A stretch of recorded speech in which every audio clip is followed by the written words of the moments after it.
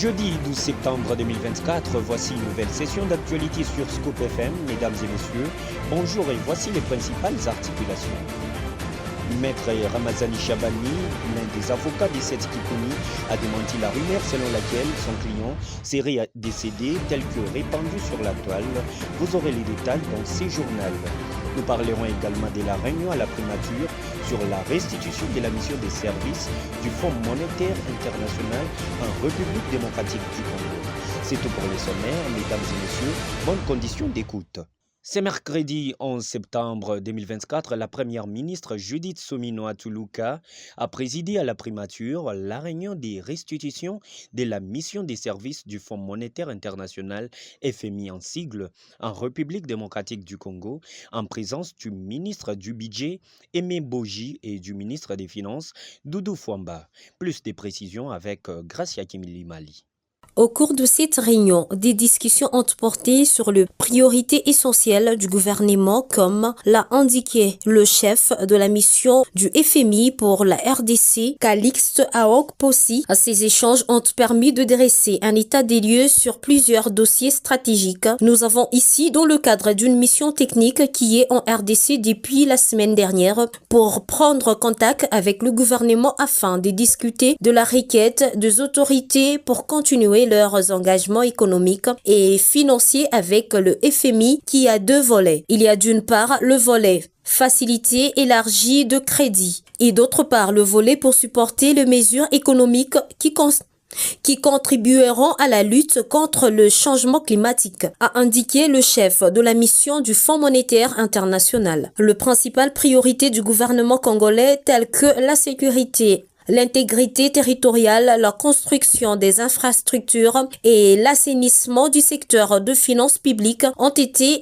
clairement exposés à la mission du FMI. Le gouvernement a réaffirmé son engagement à mener à bien ces initiatives cruciales pour le développement du pays. Par ailleurs, Calixte Aok-Possi a exprimé sa satisfaction concernant le progrès réalisé par le gouvernement congolais. Il a souligné que ces avancées sont encourageantes et créent de perspectives favorables pour la poursuite des engagements du Fonds monétaire international avec la RDC. Rappelons que le gouvernement congolais avait achevé au mois de juillet dernier la 6e et dernière revue du programme triennal soutenu par la facilité élargie de crédit avec le FMI. À la Cité de l'Union africaine, le président du Conseil supérieur de l'audiovisuel et de la communication, c'est ça qu'en sigle, Christian Bossembe, a été reçu ce mercredi 11 septembre 2024 par le président de la République, Félix Tshisekedi. Lors de cette rencontre,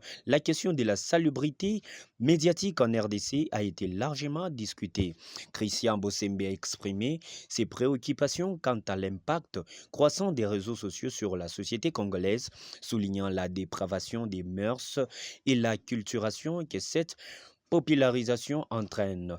Il a notamment mis en lumière la nécessité de réguler les médias sociaux et traditionnels pour protéger la culture et les valeurs du pays. Pour faire face à ces défis, un plan de régulation a été présenté au chef de l'État.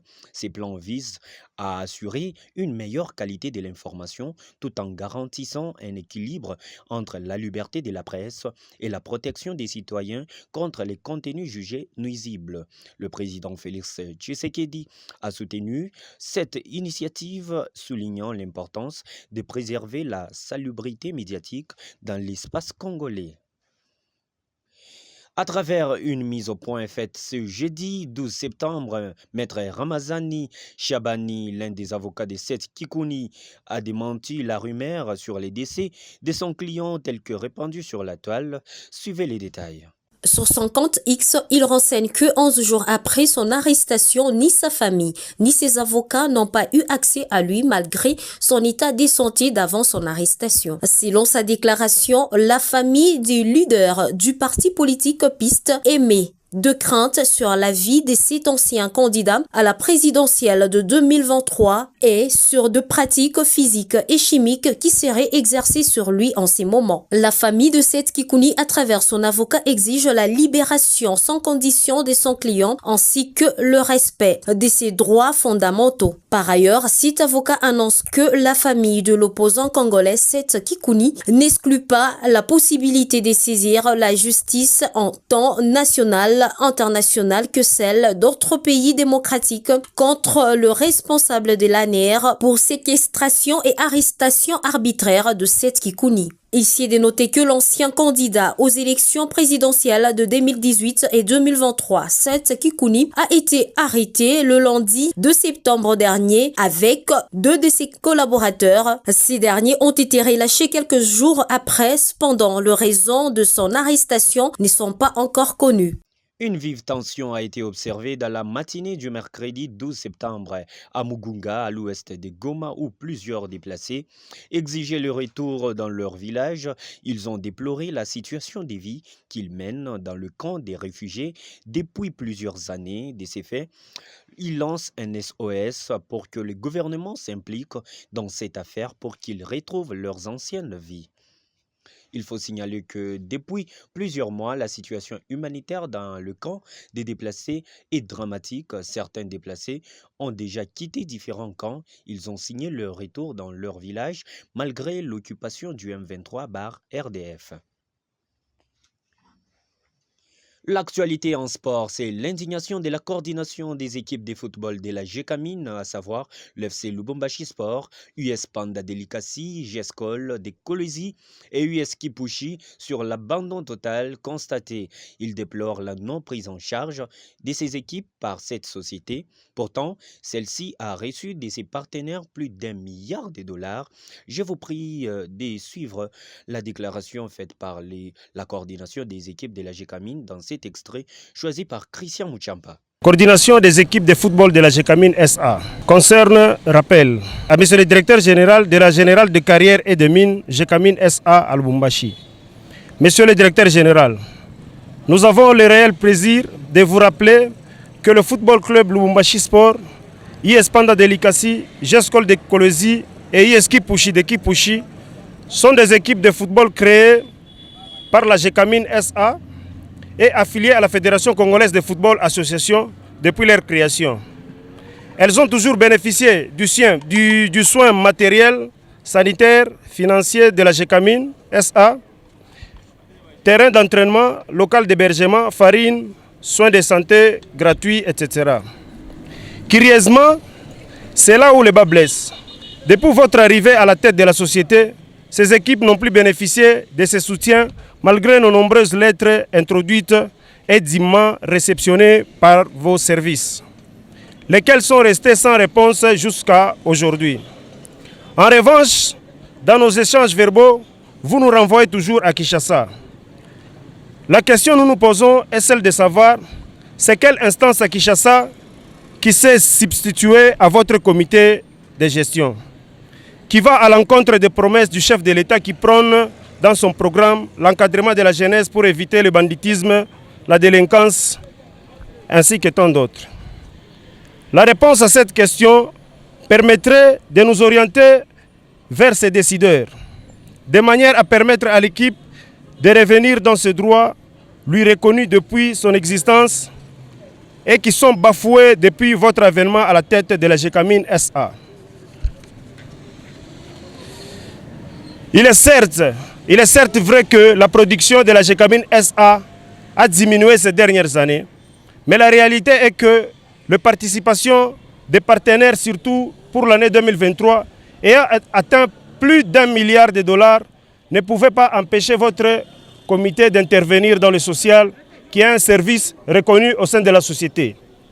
Espérant que vous réserverez finalement une réponse à la présente, nous vous prions, Monsieur le Directeur Général, d'agréer l'expression de nos parfaites considérations. Pour la coordination des équipes GECAMIN, nous vous disons merci. 4 clubs congolais se battent ce week-end pour leur qualification aux interclubs de la CAF édition 2024-2025. De ces faits, 3 équipes feront une sortie pour aller disputer leur match à l'extérieur du pays. C'est notamment les tout-puissants Glebert Mazimbe qui livrera un match ce samedi 14 septembre au stade Lévi Mwanawasa d'Endola en Zambie contre le Red Arrows dans les comptes de la manche allée du deuxième tour préliminaire de la Ligue des Champions version africaine.